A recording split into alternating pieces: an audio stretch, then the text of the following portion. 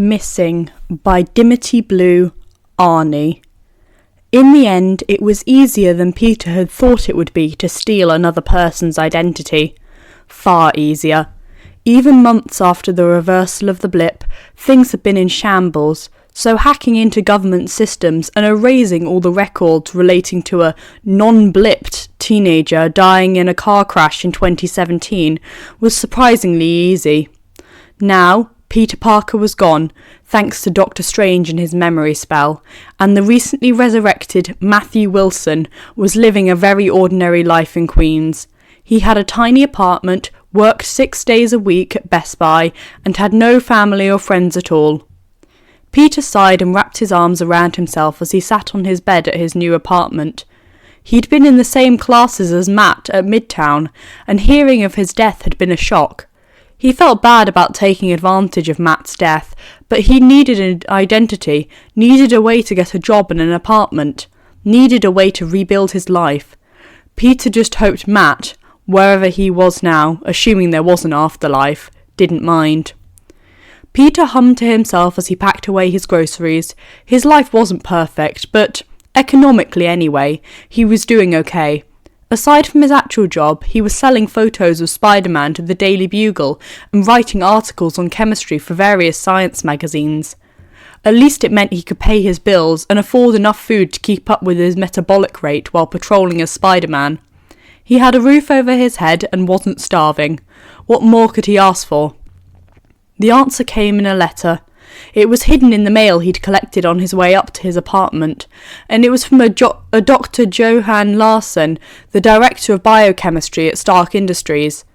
Basically, he'd read Matt's articles and invited him to apply for an intern job at SI. Peter sat down, his knees weak. The idea of returning to SI hadn't occurred to him. He thought that door was shut forever. But it was tempting, so very tempting. He wouldn't get near the penthouse or Mr. Stark's workshop. He wouldn't even see Mr. Stark or Ms. Potts or Morgan. They were safe and happy in the lake house. Dr. Larsson wouldn't remember him. No one remembered Peter. So surely it'd be safe to apply for a job there. He knew he couldn't have his old life back, but he missed it so much. Missed them so much. He felt like he was part of their family. Morgan's brother, Mr. Stark's. Well, he knew he couldn't go back to that. Not that he had actually been a member of their family, but he missed the tower too, missed being part of that world, missed working in the labs. Would it really be so wrong to go back? In the end, the temptation was too much, and Matthew Wilson left Best Buy and went to work in the biochem labs at Stark Industries. Tony pulled up the schematics of the War Machine suit and buried himself in work. It was odd being back in the tower full-time, but it was far closer to Morgan's school, so he and Pepper had made the decision to move back to the penthouse. He missed the lake house, though, so did Pepper. And Morgan was so emotional lately. Tony couldn't blame that on the recent move. It had been going on for almost a year now. He couldn't understand it. Pep couldn't understand it. They'd consulted a child therapist who'd said Morgan was grieving, but for who or what they couldn't work out. At least she seemed to be coming out of it now they were in the tower. Tony felt the same though, like there was something or someone important missing from his life. He thought he was missing from the penthouse or the tower or being Iron Man. Maybe that was it. It probably was. He'd been Iron Man for a long time. Retired, then came out of retirement to kick Thanos' arse. Maybe that brief return to being a superhero again was what had him all unsettled. Even his workshop felt wrong, too quiet, as though there should have been someone else there. Tony scrubbed at the back of his head. He always worked alone, always had, so how could anyone be missing? It was just too quiet, that was all. Friday, turn up the music. Anyway, where was he? Maybe if he rewired the repulsors. At some point later, the music quietened down, and suddenly Friday said, "Boss, it's time to go pick up Little Miss." "Thanks, dear." Tony put his screwdriver to one side and went to wash his hands before heading for the underground garage. He was lucky Morgan's kindergarten ended early, or traffic would be a nightmare to get through for the school run. He'd had to listen to Happy complain more than once upon the subject. Anyway, it was worth it to see Morgan's face when he collected her. Before he left, he cast a glance back at his workshop and frowned. It felt like the place was haunted. The elevator dinged and Tony left the kitchen area to go meet Pepper. "Hard day?" he asked as he gave her a kiss. She scooped up Morgan, who'd come running to meet her. "I refused to even think about paperwork until the morning. But how was your day, sweetie pie?" she asked Morgan. "Daddy collected me from school and said your special word when a lady cut him off," Morgan told her happily. Pepper said, "Naughty Daddy," but gave him an amused look. Tony grinned as he went back to the pasta. "Happy warned me about the school run. I should have listened more. At least we were back before the worst of it. I hope you're ready, because dinner's almost ready." Morgan gave a cheer. "Garlic bread." Pepper promptly headed for the bathroom with Morgan in her arms. "We need to wash our hands first, baby." Tony waited until they were sitting down before serving up the pasta, then he grabbed the garlic bread. It wasn't until he sat down that he noticed the look Pepper was giving him. "What?" Her lips twitched. "Aren't we missing someone?" Tony looked at the 4 place settings and the huge amount of food he'd prepared. Finally, he ran a hand over his face. "I'm losing it." "Wait." Pepper stared at him. "Aren't we missing someone?" "We are, aren't we?" He blinked at her. I don't know." Beside them, Morgan started crying. Tony grumbled to himself as he headed to the elevator. He felt off kilter. He and Pepper had found it hard to sleep the night before, what with their confusion and a return of Morgan's grief. They'd hoped moving to the tower would help her, not set her back. Now he was finding it impossible to concentrate. He tried looking at a number of projects, but the feeling of something being missing was stronger than ever. He wanted something, anything to catch his interest while he waited out the hours until it was time to go collect Morgan. With that in mind, he decided to wander the corridors of his own company. Sometimes frightening his employees could be fun, even if the lab directors tried to chase him off.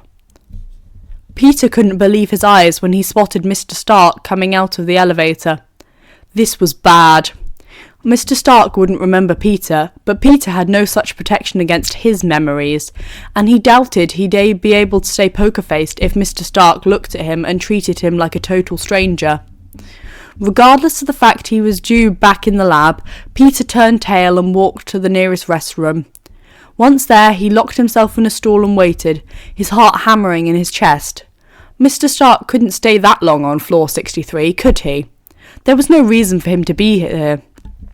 Okay, he owned the entire building, but still. Peter looked at his watch. He'd give it a few minutes, then take a peek. The minutes ticked by, then a few more. Finally, he forced himself to make his way to the door and look out. Then he crept along to the lab door. To his relief, there was no sign of Mr. Stark. Peter went back to work and kept his head down. At least Mr. Stark had looked well from what Peter saw of him. He tried to be content with that. Tony stumbled back into the elevator, his mind spinning. What the hell? He just had the strongest urge to grab and hug a total stranger. A very young-looking total stranger at that. How old was that kid anyway? Kid. Yes, kid fitted him. The kid. Didn't they say you were getting old when doctors looked like little kids to you? Obviously it worked for interns too. Tony had spotted the blue lanyard around the kid's neck that all the interns wore. But still, the kid had looked way too young to even be an intern. And Tony had wanted to hold him the way he held Morgan. Tony scrubbed a hand over his face. He was losing his mind. He didn't even know that kid. The kid. His kid. His kid? That was it. That was how he felt. Didn't he? Did he? He wasn't sure now. He pulled his phone out. Friday, show me all the interns in Larson's labs on floor 63. There was a beep and pictures appeared on his phone. Tony tapped one. That's him. Who is he? Matthew Wilson, Friday replied. Matthew. The name meant nothing, but Tony again felt that wave of deep affection, followed by total confusion. It was like his heart said one thing and his mind was saying another. It made no sense whatsoever to him. It was time to get another opinion. Walking into Pepper's office, Tony knew anyone could see she hadn't slept well either, but she'd covered the worst of it with makeup. She gave him a tired look. "Pep, give me your first reaction." Tony turned his phone towards her. She looked startled, her face softened with affection, then she looked confused. Wait, I don't know him, do I?" She looked at Tony. "What's your first instinct?" He showed her the photo again. "To look after him." Pepper rubbed her forehead. "Do I know him?"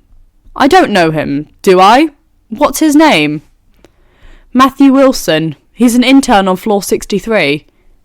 Tony felt satisfied when she instantly replied, "I don't know any Matthew Wilson." "Neither do I," he told her, "but I want to hug him like I hug Morgan." Pepper looked at the photo again. "He looks like he could be yours. Is there something you want to tell me?" "Tony, it's best to be straightforward about these things."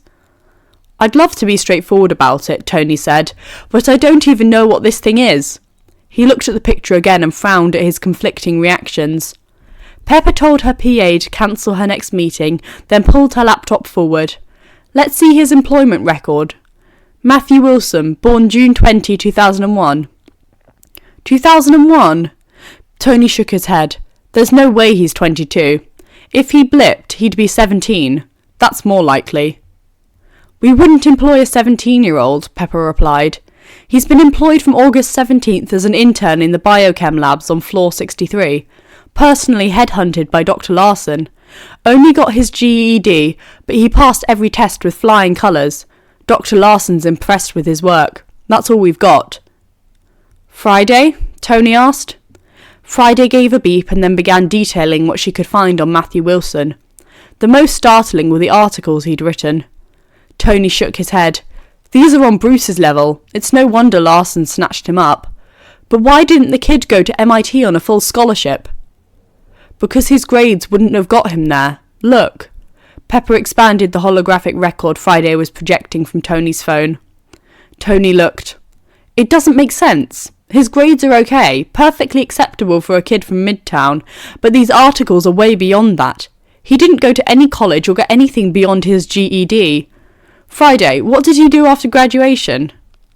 "On April 27, 2023, Matthew Wilson began working at Best Buy, 8801 Queens Boulevard in Queens, boss." Tony and Pepper looked at each other. "He graduated in 2019, Pepper said. "There were no jobs before then." "Friday, where did he live? Where was he registered to vote?" Tony asked. "There are no records connected to Matthew Wilson from June 12, 2019 until April 27, 2023 when he began working at Best Buy." Well, that didn't make sense, unless... Tony was getting an even weirder feeling about it all. "Friday, search Midtown School records for any class photos of Matthew Wilson." Photos appeared, but the Matthew Wilson in them was not the Matthew Wilson who'd been headhunted by Dr. Larson. "Industrial espionage?" Pepper suggested. She looked at Matthew Wilson's SI photo and looked confused again. "He's not a company spy." Tony would have bet his life on it. "I don't know what he is, but he isn't that." He scrubbed his hands through his hair. "Happy never forgets a face. Let's get him up there." Once he arrived, Happy stared at the picture. "I know him. He stared at Tony, then back at the picture. "Who is he?" "Matthew Wilson, an intern on floor 63, Tony told him. Happy muttered the name to himself, then decided, "I don't know him." Tony showed him the photo again and watched the confusion on his face. Happy shook his head. I don't know." "But you never forget a face." Tony knew it was Happy's thing. No matter who, no matter how long it had been, Happy remembered.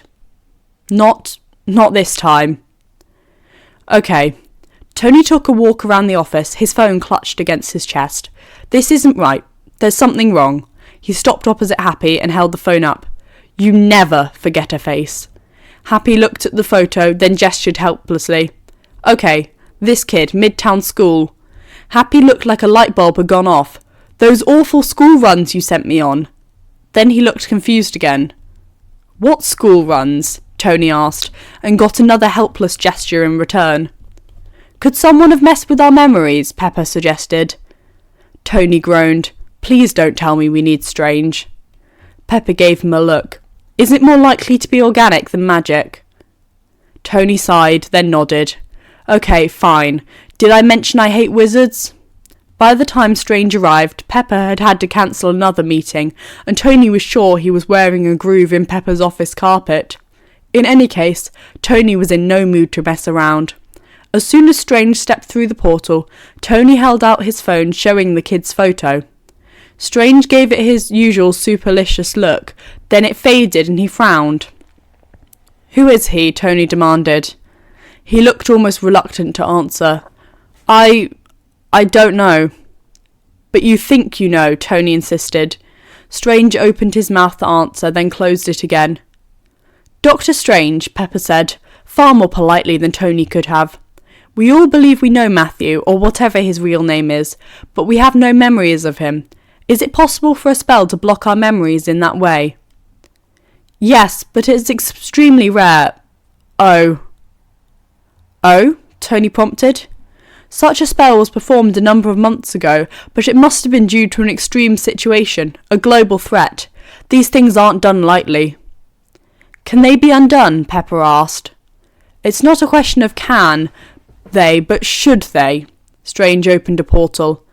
I'll look into this and I'll get back to you. He disappeared from sight before Tony could grab the edge of his cloak and haul him back.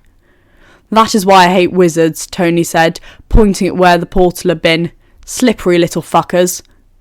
You're just annoyed because you can't tell Friday to lock the door on him, Pepper said. But what's important is getting him to remove the spell. We're not done yet. If he won't come back, I'll drag him out of that sanctum sanctorum myself. It was too important to just let go. Tony could feel it. You can't win a fight with a wizard, Happy argued. I'm Iron Man, I can do anything, Tony snapped.